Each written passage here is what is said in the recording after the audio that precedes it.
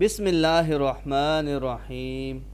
نیک حاجات اور پریشانیوں کے لیے پڑھیں۔ نبی اکرم صلی اللہ علیہ وآلہ وسلم پریشانی اور حاجات کے لیے مختلف کلمات پڑھا کرتے تھے۔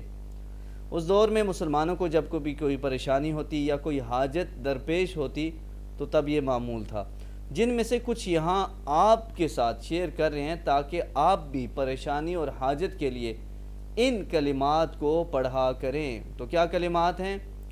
لا الہ الا اللہ الحلیم الکریم، اللہ کے سوا کوئی معبود نہیں، وہ بردبار بزرگی والا ہے۔ دوسری دعا کیا ہے؟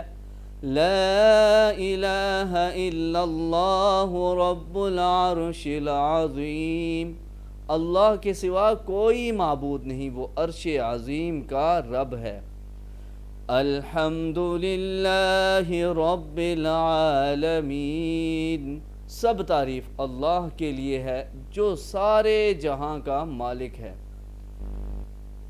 اس طرح کی مزید دعاؤں اور وظائف کے لیے ہمارا چینل وظیفہ ٹی وی سبسکرائب کیجئے اور اپنی خصوصی دعاؤں میں مجھے اور میری ٹیم کو ضرور یاد رکھیں۔